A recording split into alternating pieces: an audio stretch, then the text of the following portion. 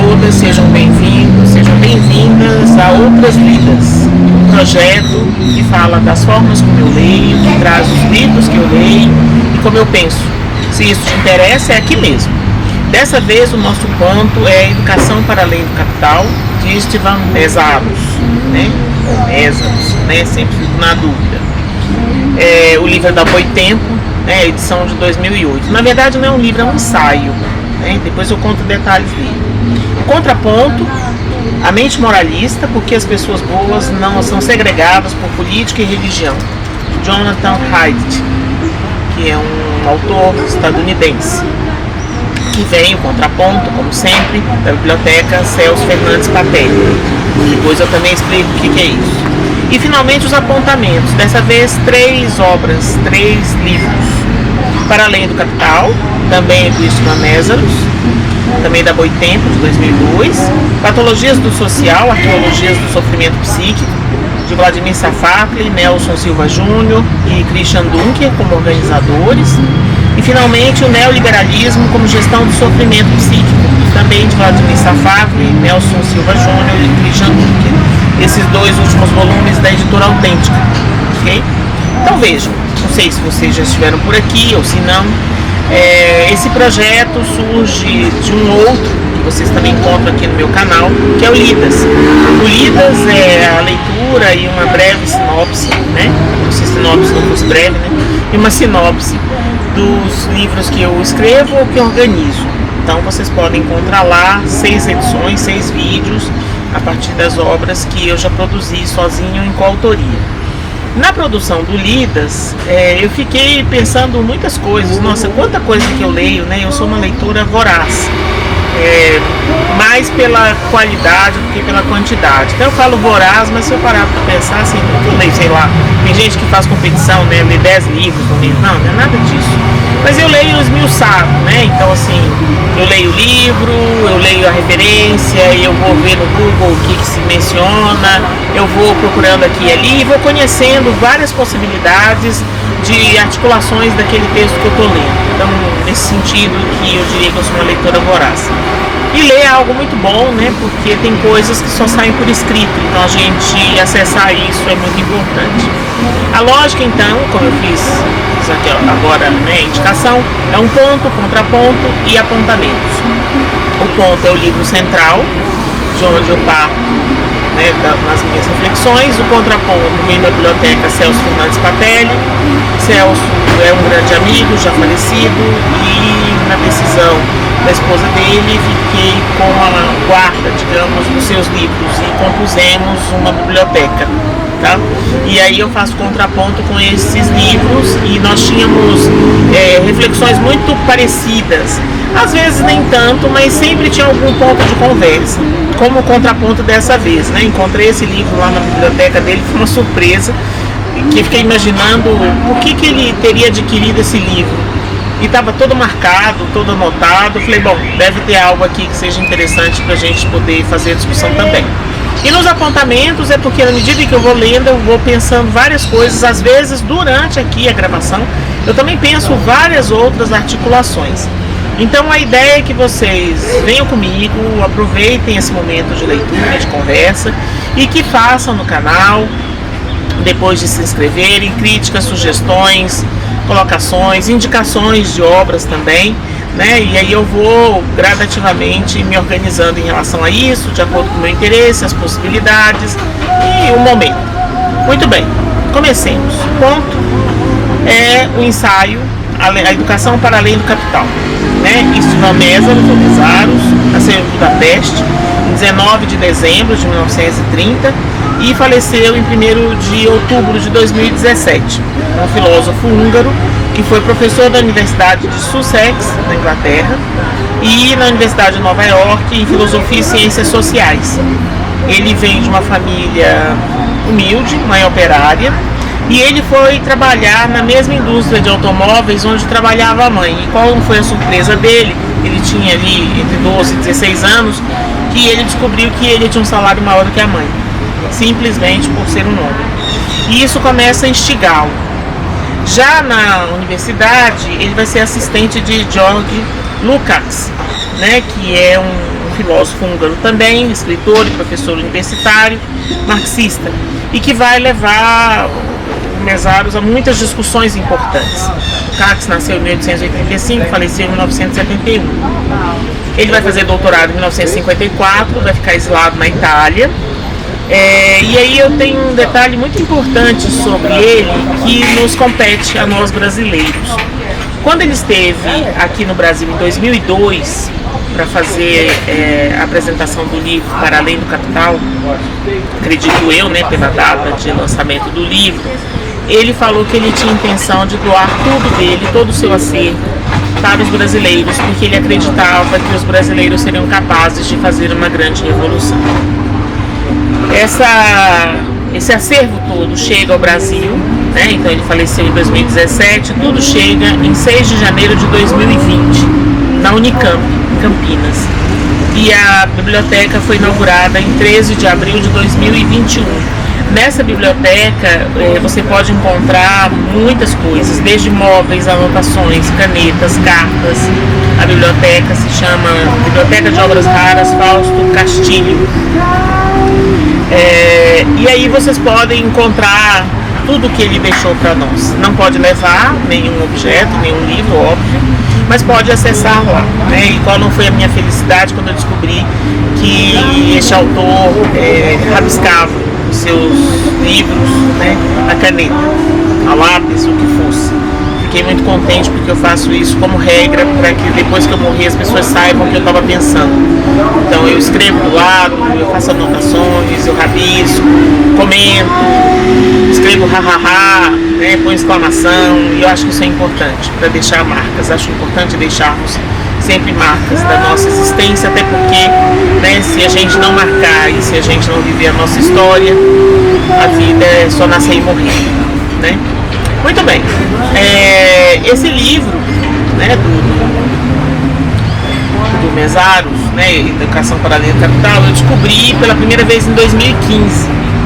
Durante muito tempo na universidade, eu fui professora universitária, coordenadora de estágios, coordenadora de curso de graduação em psicologia, e eu oferecia sempre estágios em escola.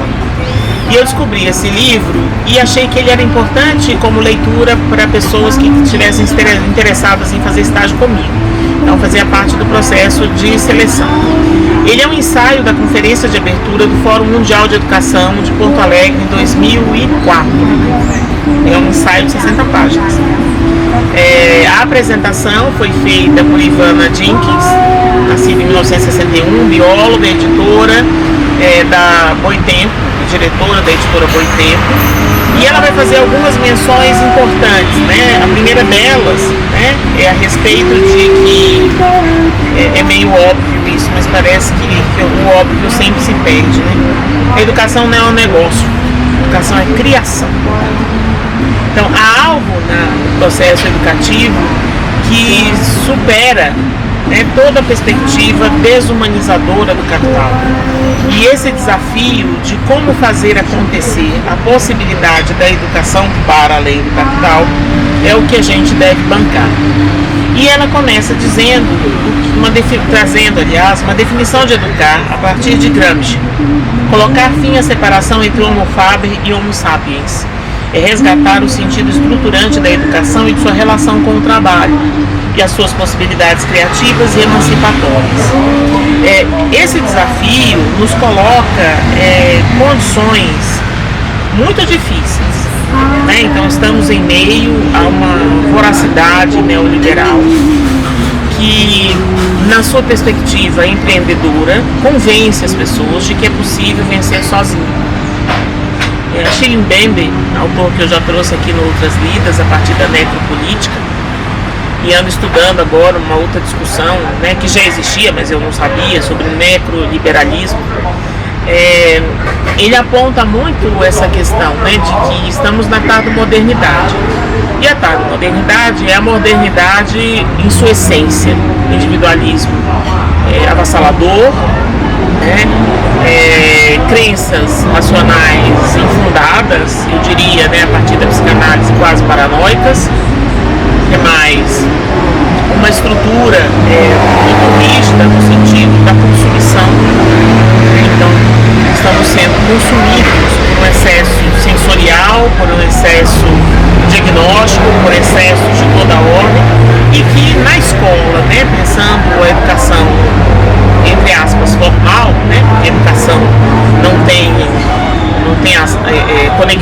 né? Educação é educação. Se é na escola ou fora da escola, não é essa a questão. Mas a educação da escola, onde as crianças ficam quarentenadas a maior parte da vida, né? Ela está viesada por essa lógica neoliberal, né? De produzir esses empreendedores e que vão conseguir vender, comprar e se fazer sozinhos, né? Nesse sentido, a Jenkins faz aqui uma menção a respeito do ensaio. O simples acesso à escola é condição necessária, mas não suficiente para tirar das sombras do esquecimento social milhões de pessoas cuja existência só é reconhecida nos quadros estatísticos. Então a escola traz muitas das nossas crianças e jovens, e adultos também, se a gente pensar também a universidade nessa esteira da escola, mas que há um processo de exclusão educacional que é bastante forte, né? Que é bastante demarcado, porque quanto menos as pessoas tiverem conhecimento de qualidade, melhor elas são dominadas, né? Mais fácil são alienadas, né? Então, as instituições formais, na medida em que elas começam a ser modificadas sociopoliticamente para formação de empreendedores, ela favorece a reprodução da estrutura de valores, perpetuando uma concepção de mundo baseada na sociedade mercantil. E isso é muito perigoso, porque é uma das marcas da nossa época, né? A modernidade, ela é, na sua contraface, espoliadora, exploradora, escravizante, né? Vide todo o sistema mercantilista, né? Na virada do século XV, a partir principalmente de Portugal e Espanha, que vão começar a explorar os lugares e escravizar, né? Muitos, né? A história da escravidão mereceria até outras lidas sozinho, né? Então, uma educação para além do capital, ela ressalta, né, o ensaio deve, portanto, andar de mãos dadas com a luta por uma transformação radical do atual modelo econômico e político hegemônico. Então, isso não é possível sem uma profunda e radical luta de classes que rompa definitivamente com a lógica do capital. O problema é que é difícil para as pessoas entenderem, e o texto o ensaio faz menção a dois economistas, Adam Smith e Robert Owen. Não há reforma no capital. O capital é irreformável. Ele tem uma totalidade reguladora sistêmica que o faz não só irreformável, como incontrolável e incorrigível. Não nesse ensaio, mas a gente vai ver isso depois no Paralelo Capital, né, na outra obra. Aqui ele menciona como modo de reprodução social metabólica, e no Paralelo Capital ele vai dizer que há um sociometabolismo do capital, né? Então há uma estrutura que funciona orientando os corpos, orientando a sexualidade, orientando a forma de reprodução, a forma como as pessoas pensam. E onde tudo isso está? Na educação. Por isso que a educação não pode ser dividida entre educação formal e informal, porque tudo é educação, né? Então há uma conscientização e testemunho de vida no processo da transmissão dos conhecimentos. E não entender isso é impedir que o ser humano se liberte para o seu caminho possível, que é o caminho da história, né? Então, diante da nossa finitude, o que nos resta é viver cada minuto, cada segundo, cada momento da nossa vida de uma maneira plena, né? E essa plenitude só é possível se efetivamente estivermos, aí já é uma interpretação minha, né? Peço licença, numa lógica em que o laço social é aquele modo, né, de estar com o outro humano em que cada um pouco importa. Nós vamos na contracorrente da discussão capitalista. Cada um de nós pouco importa, o que importa é em nome do que cuidamos do outro. Então, sem essa dimensão de cuidado, de troca e de estarmos com o outro, né, dando, recebendo e retribuindo, né, aqui parafraseando Marcel Mauss, não vamos conseguir muito. E a gente já está assistindo isso. Depois dessa apresentação, a gente tem um prefácio apresentado pelo Emir Simão Sader, ou conhecido como Emir Sader, nascido em 1943, cientista político da UERJ. E ele vai trazer o contraponto, o embate, o confronto, acho que é uma palavra melhor, entre a emancipação humana e justamente essa sociedade capitalista, né? Então seria importante mudar, fazer mudanças na função da educação, que é tratada como mercadoria. Então a educação se tornou um instrumento dos estigmas da sociedade capitalista ao fornecer os conhecimentos e o pessoal necessário à maquinaria produtiva em expansão do sistema capitalista, mas também por gerar e transmitir um quadro de valores que legitima os interesses dominantes. Então, quando a gente pensa o processo educativo, desde as regras legais, como por exemplo, estamos sob a vigência da BNCC, Base Nacional Curricular Comum, remonto vocês, né, ao vídeo do Lidas, um livro de 2019, escrito por mim, Tempo e Presença em Educação, Ensaios e Reflexões, onde eu falo sobre a interferência da BNCC na educação infantil e o que isso significa em termos de constituição dessa emancipação humana, uma BNCC voltada para constituir empreendedores. A BNCC não é só para educação infantil, mas o livro é sobre educação infantil. A BNCC regula todo o funcionamento do ensino básico, né? Ensino educação infantil, fundamental, 1 e 2, e ensino médio também. Bom, o que mais que eu acho importante? Ele relata, e isso também é muito essencial, que para dar certo essa mercantilização da educação, segundo ele sabe, é preciso enfraquecer a escola pública. Por quê? Porque a escola pública ela é primeiro espaço de socialização do coletivo. Só há coletivo quando há diversidade. Às vezes, quando eu falo de coletivo, as pessoas dizem assim: mas nós frequentamos a igreja X. Eu falo, então, mas a igreja X, ela tem pessoas debaixo daquela lógica. Então, a igreja não é lugar de coletivo. Lugar de coletivo é a festa da cidade, né? Então, quermesse, uma reunião para assistir, sei lá, uma festa gratuita para ouvir música, a rua, um lugar de coletivo, né? E a escola pública necessariamente é um lugar de coletivo. Então, assim, o espaço da escola é fundamental para que a criança tenha acessos que ela não teria se não fosse ali. Por que eu estou enfatizando a escola pública? Porque eu estou pensando nas crianças que apresentam quaisquer vulnerabilidades, né? Não está aqui nos apontamentos, mas eu lembrei e vou mandar o link para vocês. Tem um vídeo do YouTube que foi criado em 2017 que coloca todos os jovens no final de uma quadra, ou parece, sei lá, um campo, e eles vão ganhar $100 quem chegar primeiro. O problema é que para poder fazer essa corrida, né, e eu fiz isso numa fala recente até, você tem que responder algumas perguntas. E as perguntas são: dê 2 passos à frente aqueles cujos pais ainda estão casados. Então, na hora que fala essa frase, já ficam alguns para trás. Aqueles que cresceram com o pai em casa. Depois, aqueles que tiveram acesso à educação privada. Aqui no sentido um vídeo norte-americano, né? Enfatizando que a educação privada teria melhor desempenho que a educação pública. Depois, o acesso gratuito a um orientador, que é uma característica específica. Nós não temos essa pessoa, esse profissional no Brasil. Depois, se nunca se preocupou em ter o seu celular desativado. Depois, se nunca teve de ajudar os pais com as contas. Depois, se não precisou pagar pela faculdade. E, finalmente, se não teve insegurança alimentar. E na hora que ele faz essa última pergunta, ele fala para as pessoas que estão à frente: olhem para trás. E aí ele diz: vocês acham que eles estão lá atrás porque fizeram alguma coisa que os impediu de estar aqui na frente? Aí eles ficam meio assustados. Vocês acham que eles estão ali atrás porque eles deixaram de fazer alguma coisa? Vocês fizeram alguma coisa para estar aqui na frente? E aí ele faz uma grande discussão sobre a meritocracia, né?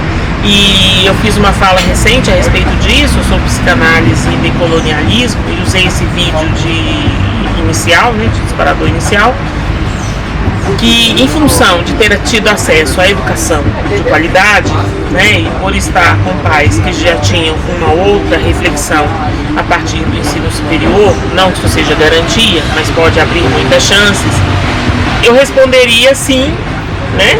Não passei por nenhuma dessas dificuldades, eu estaria lá na frente. Por causa do fator educação, né? Eu menciono isso várias vezes com muito orgulho, embora seja um clichê, a educação salva.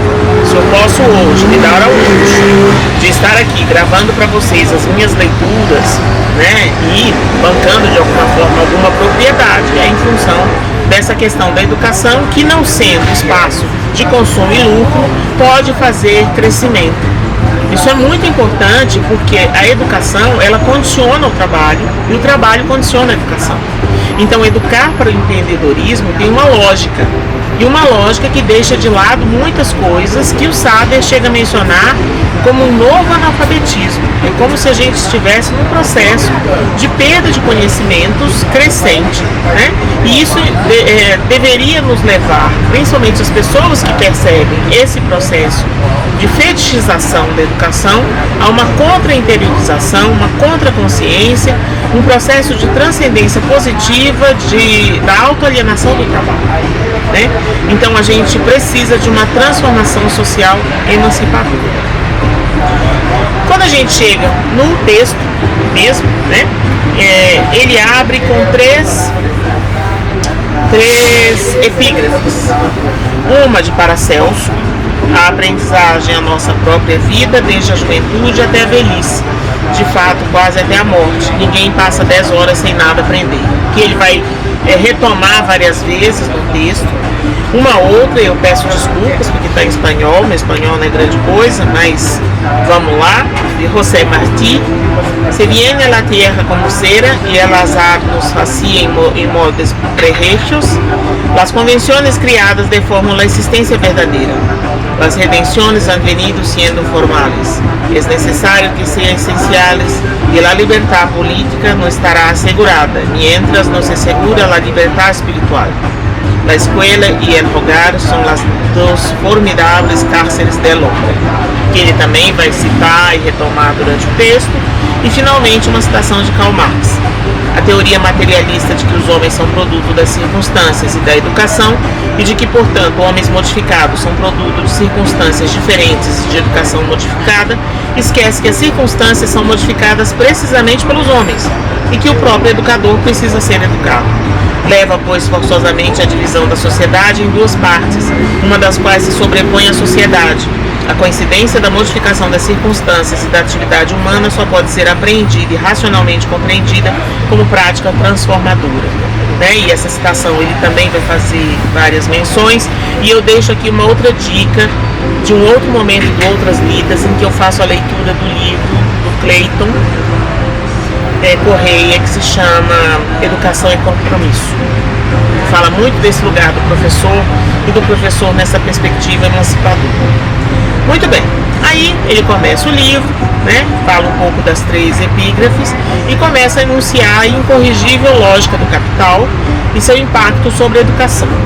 Então, primeiro ele vai mencionar, o que eu até coloquei ali na parte do prefácio, né, do Sader, que o capital é irreformável, né?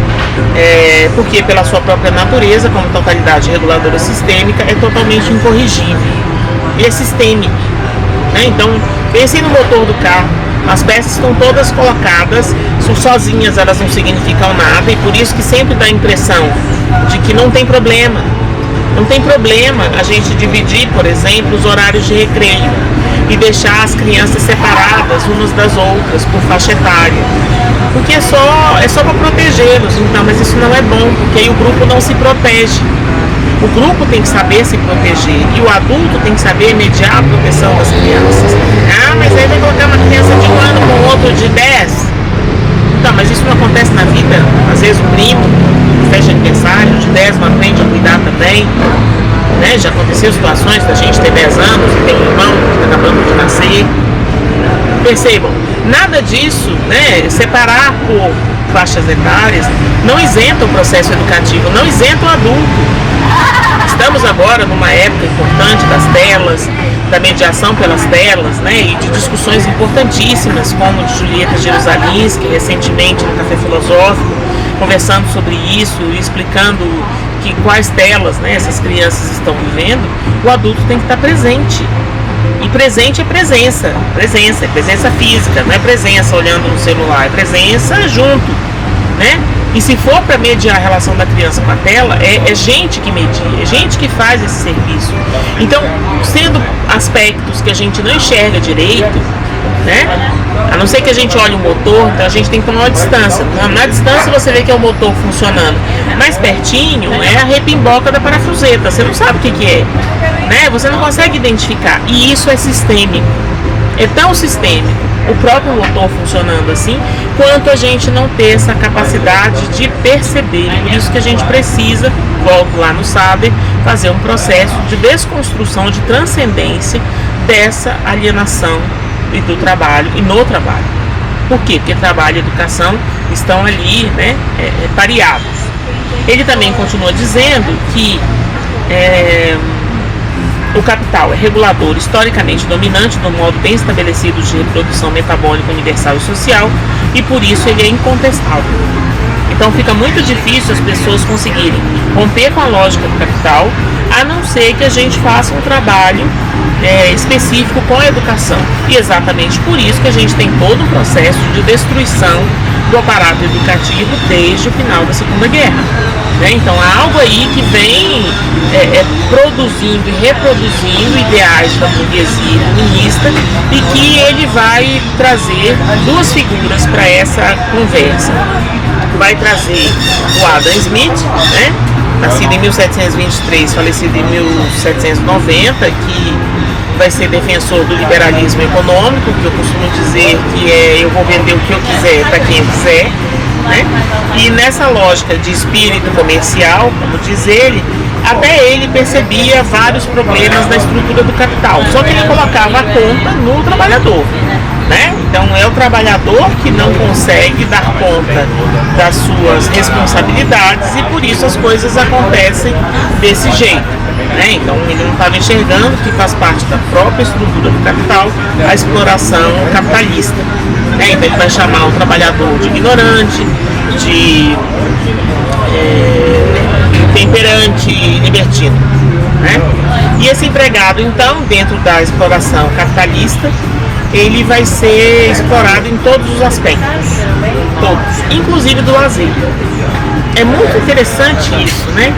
Como a gente tem toda uma proposta de lazer, às vezes de 3, 4 dias, ao custo de 15, 18 vezes de pagamento. E tem data, e tem hora, e tem momento, né? Isso quando a gente não encontra uma série de serviços, trabalhos, né, que cooptam até o lazer das pessoas, pagando por horas extras. E aí, capturado pela possibilidade do dinheiro, a pessoa passa a ser também a própria massa de manobra, ou como eu costumo dizer, massa de muitas manobras, né? E o que é exatamente isso, né?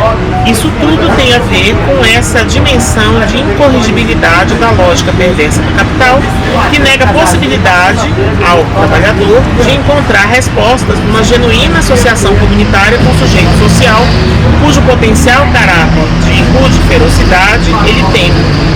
Então há uma contradição, não lógica, mas fundamentalmente prática, de querer mudar as relações desumanas estabelecidas, enquanto rejeita como um perigo sério a única e possível alternativa social hegemônica. E aí ele começa a criticar um outro autor, que é o Robert Owen, né, que também vai trazer uma série de considerações que, embora ele seja partidário, defensor do cooperativismo e do socialismo, né, mais ou menos pouco depois do Adam Smith, nasceu em 1771, morreu em 1858, vai acabar reforçando essa mesma ideia de um capital necessário. E de novo, né, o Mesaros vai nos lembrar o impacto incorrigível da lógica do capital sobre a educação, porque é ali que ela vai morder justamente todo o acontecimento de possibilidades da criança ao adulto e cidadão que ele vai ser.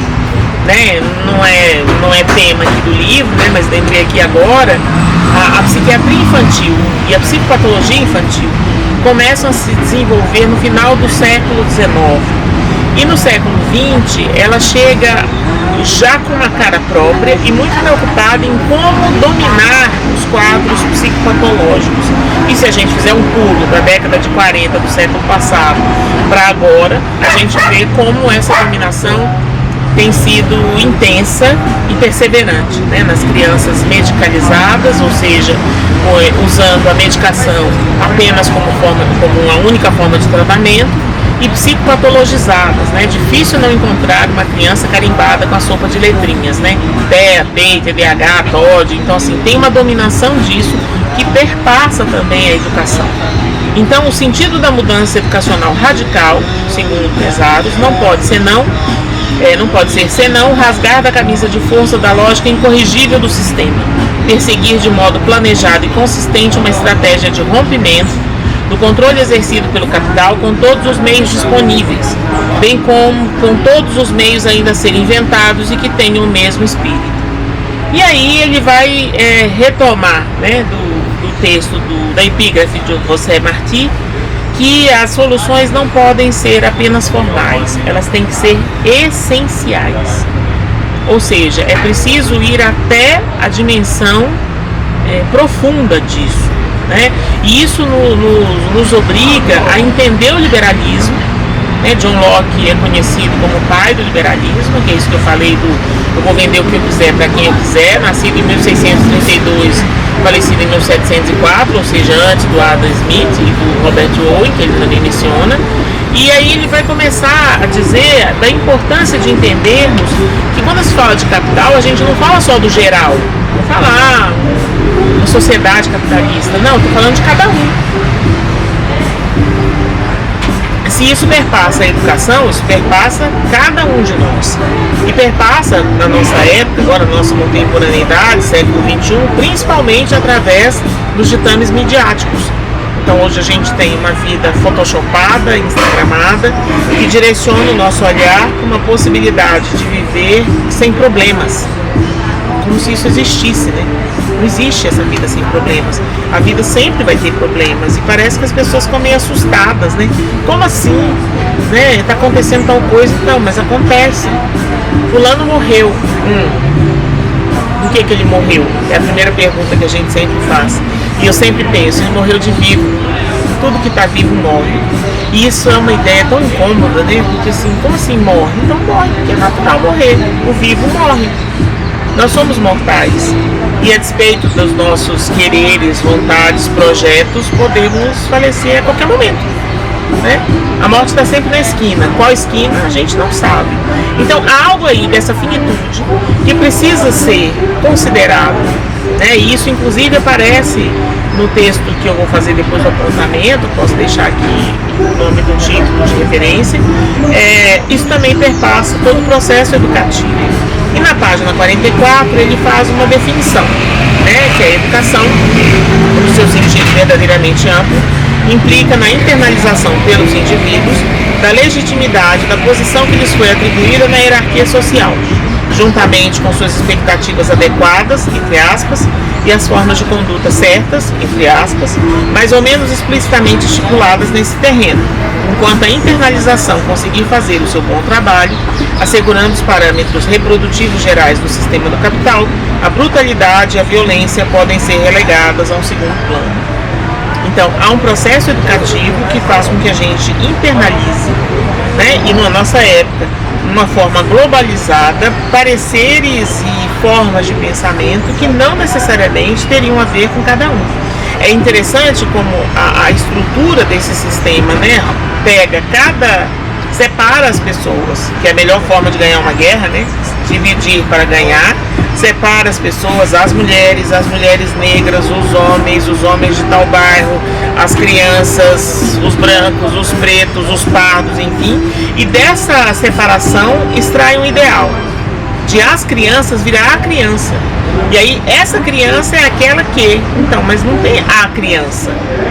Porque se a criança é texto de contexto, de certa forma todos somos, é preciso saber qual é o contexto dessa criança. Não existe a criança genérica, mas a proposta é ser genérico, porque assim a gente fica massificado, né? Então lá no inicinho da menção, né, sobre educação, sobre essa definição, você é educado para saber a posição que lhe foi atribuída na hierarquia social numa sociedade moderna em que você pode estar em qualquer lugar durante toda a vida, não só quando você nasce. Então nós estamos na Idade Média, que você nascia e morria naquele mesmo lugar. Nasceu camponês, morria camponês. Aqui não. Nós estamos numa lógica em que você pode nascer num território, passar metade da vida num outro, depois outro e morrer num quinto, sexto ou décimo, né?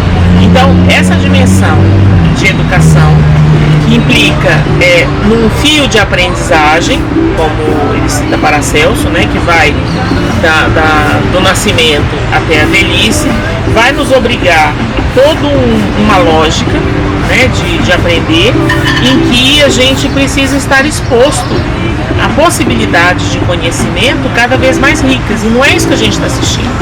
Então, concordo lá no prefácio, nós estamos num processo de analfabetismo social em que a gente, inclusive, ignora o outro.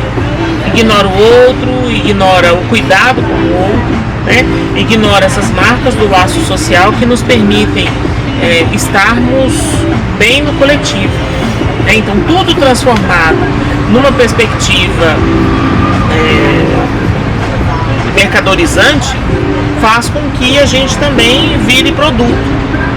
É relativamente antigo, acho que eu assisti na época da pandemia, 2020, 2023, um documentário que chamava, não sei se está no Netflix, que é o Dilema das Redes. E nele fala disso, né? Quando algo é de graça, você é o produto. Então nós somos produtos dos aplicativos, nós somos produtos das telas, nós somos produtos o tempo todo e como produtos nos comportamos como tal, né? Somos explorados e usados. O que mais? Bom, ele vai fazer essa proposta de que seria preciso desmontar, né, essa situação dessa exploração, até porque isso nos afasta do processo democrático, e que era preciso, a partir da máxima de que se aprende em todos os lugares, modificar o processo de internalização. Então isso vai nos exigir uma luta, digamos, né, que é o que o Sader já tinha avisado, de contra-internalização. Então, de começarmos talvez a questionar aquilo que nos dizem, buscar as referências. Tem uma situação muito curiosa na nossa contemporaneidade, que vem aí já algumas décadas, que é o processo da pós-verdade, né? Então, a pós-verdade é uma estrutura em que apresenta uma imagem, uma frase de efeito e um link. A informação correta está dentro do link, que quase ninguém vai. Mas a imagem e a frase, elas mordem a pessoa. E aí ela começa a propalar aquilo que ela nem leu. Ela foi lá ver o que aconteceu. Tal PL, não sei o que, tal decreto discute isso. Você foi ler o decreto? Não, por que não? Não, porque a gente não entende essas coisas. Quem entende, já é só ler. Se não entender, pergunta. A gente vai atrás das possibilidades, né? Então, se a gente não tiver uma educação que nos faça, como correntes, possibilidades de uns para os outros, não é educação, gente, né? Então, ele até cita aqui, né, a partir de Jorge Lescano Pérez, né? Educar é depositar em cada homem toda a obra humana que lhe tenha antecedido. É fazer com que cada um seja o resumo do mundo vivente até o dia que vive. Então, assim, quantos de nós conseguimos carregar o bastão que recebemos do outro, levamos para o outro e assim sucessivamente, né? Quanto que a gente consegue fazer a transmissão continuar a acontecer? Quando a gente tem uma série de propagandas que diz, né, que o importante é o moderno, eu lembro, né, mas a modernidade é antiga, né? A modernidade não é agora, a modernidade está lá em 1500. E ela é que se contrapõe à tradição, como se a tradição não prestasse, mas a tradição também presta. Ela tem uma função, O recebimento de uma criança tem um legado que os pais fazem daquilo que eles receberam. Eles têm coisas erradas, digamos, é claro, né? O humano, aliás, por excelência, é defeituoso e imperfeito. Não vamos esquecer disso. Essa ideia de que vamos criar, né, no filho uma pessoa melhor vai mudar de defeito, porque ele vai ter defeitos e ele vai ser imperfeito. Não temos nenhuma garantia de que nossos filhos serão melhores que nós. Nenhuma. Né? Não sei onde eu vi, ou li, sei lá, que filho é cofrinho. Você leva 20 anos colocando moedas. Só que ao final de 20 anos pode não ter cofrinho, pode não ter dinheiro. Né? E você não sabe quem é essa pessoa. São 20 anos. Então há algo dessa montagem, né, do dia a dia, do cotidiano, dessa educação para além da escola, que a gente tem que lembrar, né, para que a gente possa constituir realmente essa possibilidade de uma transcendência positiva da autoalienação do trabalho. Né? Então tudo isso exige de nós muita força, né? E ele chega a aventar uma grande transformação social, envolvendo a necessidade de manter sob controle o Estado político hostil que se opõe pela sua própria natureza a qualquer ideia de uma reestruturação mais ampla da sociedade, ou seja, a gente vai enfrentar resistências. Né? Então, a negação radical de toda a estrutura de comando político do sistema estabelecido deve afirmar-se na sua inevitável negatividade predominante na fase inicial da transformação a que se vive. E isso nos exige um trabalho de contra-internalização ou contra-consciência, que seria a antecipação de uma visão geral, concreta e abrangente, de forma radicalmente diferente, de gerir as funções globais de decisão da sociedade, que vai muito além da expropriação. Ou seja, a gente precisa começar a conduzir uma outra forma de gerir o coletivo, em que as pessoas possam efetivamente fazer parte desse processo. Claro que tudo isso vai nos exigir, além da transformação desse sistema total, além dessa transcendência da alienação, uma outra ordem, né? E uma outra ordem que deve lutar principalmente, isso que ele menciona quase ao final, um trabalho imenso, né, em cima da desigualdade social. Então, se é preciso ganhar dividindo, nós temos que começar o desafio de nos unirmos. E aí deixo, né, como grande mensagem desse texto, e era isso que eu trabalhava muito com os alunos, ou estamos um por todos, todos por um, ou como diria a filosofia Ubuntu, né, eu sou porque somos, ou não somos. Não dá para fazer isso sozinho. O ser humano sozinho fica louco, violento. Então nós precisamos dos outros. E é um paradoxo, porque somos radicalmente sozinhos. E ao mesmo tempo precisamos uns dos outros. Muito bem, esse é o ponto. No livro, na edição, né, eu não trabalhei esse texto, mas ele está aqui, tem um outro texto, que é um apêndice, que está no outro livro da Boitempo, que se chama O Desafio e o Fardo do Tempo Histórico. E esse outro texto é Educação, o desenvolvimento contínuo da consciência socialista. Mas não quis trabalhar ele, eu fiquei só no paralelo, Educação para além do Capital. Muito bem, o contraponto, lá da Biblioteca dos Céus. Só para contar um pouco, né, como curiosidade, como que eu acho os livros, né, da Biblioteca dos Céus. Às vezes eu já sei que tem lá, né, porque é mais ou menos o que eu venho pensando, e às vezes eu fico olhando para eles, né, e pensando assim, eu brinco que o Celso me ajuda a escolher. Às vezes ele faz escolhas difíceis, né, então achem aí outras lidas em que o contraponto foi o coronel que roubava infâncias. Foi difícil ler o livro, foi ardido, e às vezes é muito curioso como esse, né, a educação, a mente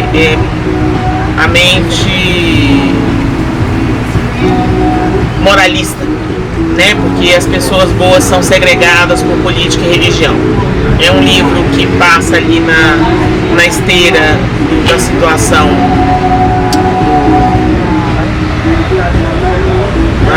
Da queda das torres gêmeas, né? Fala disso, né? Ele faz alguma rememoração da situação e ele vai se indagar sobre uma frase que ele ouve, né? De uma situação de violência policial, quando um homem que tinha sido violado diz: por que não podemos nos dar bem? E ele começa a fazer uma série de perguntas, né? O Jonathan Haidt. Por porque somos radicalmente diferentes, porque o capital nos manipula através da fragmentação das pautas.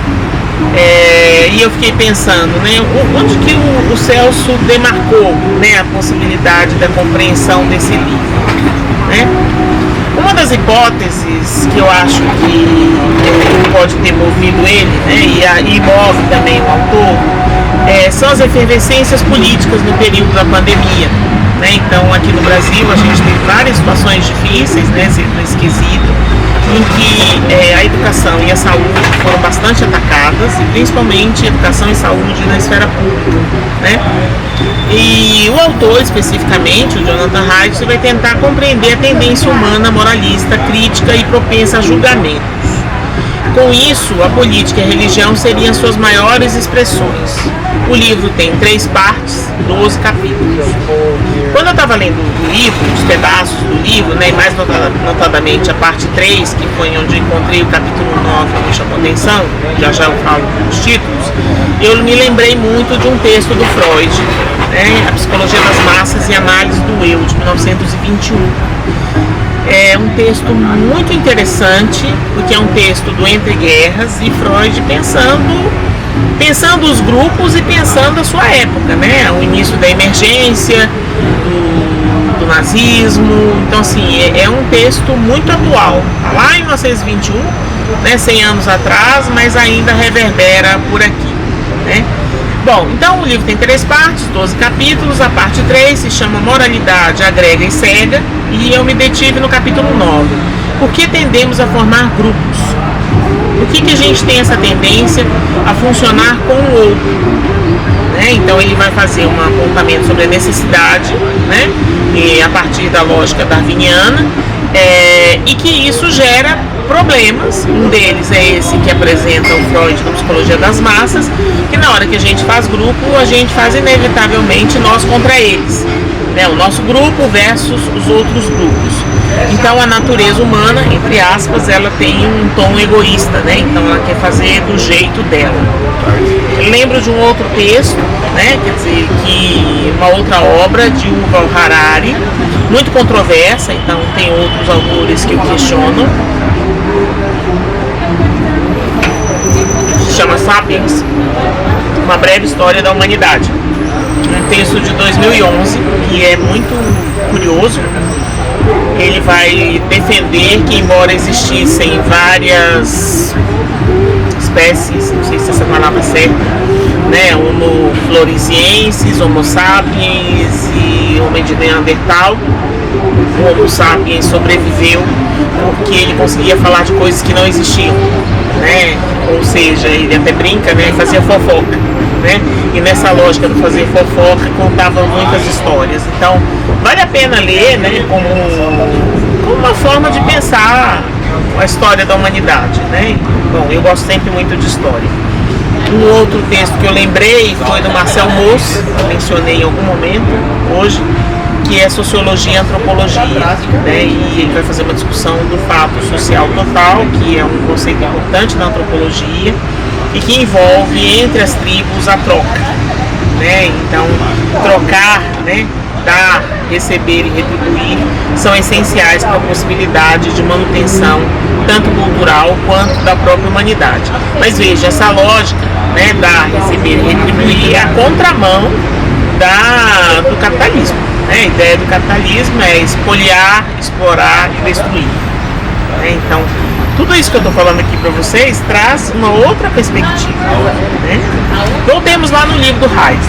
Ele vai dizer, na página 207, que a vida é uma hierarquia de níveis aninhados, como bonecas russas. Vocês já viram a matrioska, né? Que é uma boneca dentro da outra? Genes dentro de cromossomos, dentro de células, dentro de organismos individuais, dentro de colmeias, entre aspas, sociedades e outros grupos. Então é mais ou menos aquilo que eu falei da história do contexto, né? Então cada um é texto de um contexto. Então temos várias circunferências que nos rodeiam e que nos constituem. E o grupo é necessário, ele fala na página 223, como proteção, como cooperação e de comunicação. Ele faz uma apresentação de linguagem como comunicação. Eu acho que é pouco. Eu acho que a linguagem humana ela tem outros outras funções, inclusive a possibilidade de troca representacional para além da comunicação, e ela inclusive nos entrama, digamos assim, ela nos tece, né? Ela nos conforma. Vamos aos apontamentos. Então, nos apontamentos, o Para Além do Capital,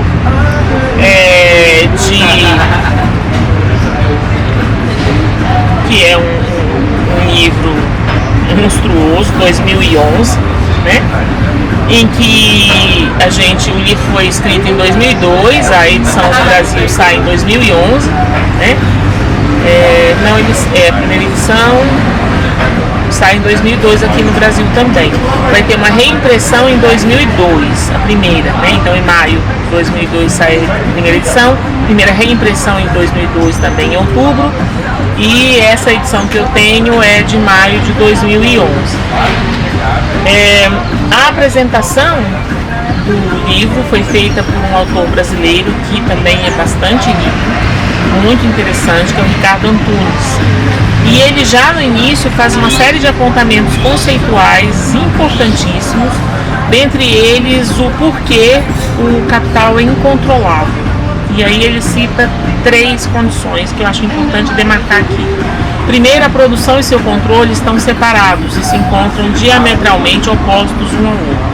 Segundo, no mesmo espírito, em decorrência das mesmas determinações, a produção e o consumo adquirem uma independência extremamente problemática e uma existência separada, de tal modo que o mais absurdo e manipulado consumismo, em algumas partes do mundo, pode encontrar seu horrível corolário na mais desumana negação das necessidades elementares de incontáveis milhões de seres. Só a gente vê que ainda tem gente passando fome. Terceiro, os novos microcosmos do sistema de capital se combinam em sua totalidade de maneira tal que o capital social total deveria ser capaz de integrar-se ao domínio global da circulação, visando superar a contradição entre produção e circulação. Desta maneira, a necessária dominação e subordinação prevalecem não só dentro dos microcosmos particulares, senão também através de seus limites, transcendendo não só as barreiras regionais, mas também as fronteiras nacionais. É assim que a força de trabalho total da humanidade se encontra submetida aos alienantes imperativos de um sistema global de capital. A apresentação é do Ricardo Antunes, o prefácio tem um prefácio específico para a edição brasileira, né? Então também bastante esclarecedor sobre o que a gente pode encontrar aqui, né? E ele vai falar especificamente sobre o Brasil, dizendo que a América Latina e o Brasil seriam uma alternativa hegemônica. Eu tenho um pouco de receio se isso ainda é. 24 anos depois, esse prefácio foi escrito em janeiro de 2000, eu fico meio em dúvida, sabe? Mas enfim, bora lá. Bom, e o livro como um todo, né? Tem muita coisa no livro, muito infinitamente, tem muita coisa aqui, mas eu destaco uma discussão que vai estar no capítulo...